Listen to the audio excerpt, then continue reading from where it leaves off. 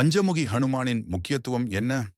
ஒரு இருண்ட இரவில் அகிராவணன் என்ற அசுரன் ராமர் மற்றும் இலக்குவனை கடத்தி பாதாள உலகத்திற்கு கொண்டு சென்றான். ஹனுமான் அவர்களின் ஆபத்தை உணர்ந்து விசைத்திறன் மிக்க முனைப்புடன் புறப்பட்டார். அகிராவணனின் மந்திர மாளிகையில் 5 தீபங்கள் வித்தியாசமான திசைகளில் எரிந்து கொண்டிருந்தன. ஒரு தெய்வீக குரல் நின்றது. அகிராவணனை வெல்வதற்கு இந்த 5 தீபங்களையும் ஒரே நேரத்தில் அணைக்க வேண்டும். ஹனுமான் கண்களை மூடினான். திடீரென அவர் பஞ்சமுகி ஹனுமானாக உருமாற்றமடைந்தார். ஒவ்வொரு முகமும் ஒரு தனிப்பட்ட சக்தியை கொண்டிருந்தது. மருத்தி முகம் சக்தி மற்றும் வீரத்திற்காக நரசிம்ம முகம், கோபத்திற்கும் அசுரவதத்திற்கும் கருடன் முகம், அறிவிற்கும் வேத சக்திக்குமானது வராக முகம், குணப்படுத்தும் மற்றும் பாதுகாப்பிற்காக ஹயக்ரீவ முகம், தெய்வீக ஞானத்திற்காக ஒரே ஒரு வலிமையான மூச்சில் 5 தீபங்களையும் அணைத்தார். அகிராவணன் துடித்தபடி கத்தினார். அவரது சக்திகள் ஒழிய ஆரம்பித்தன.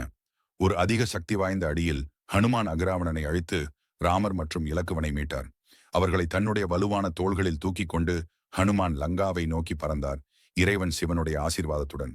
அவரது தீவிர பக்தியும் தன்னலமற்ற சேவையும் அவரை அழிக்க முடியாதவராக்கியது.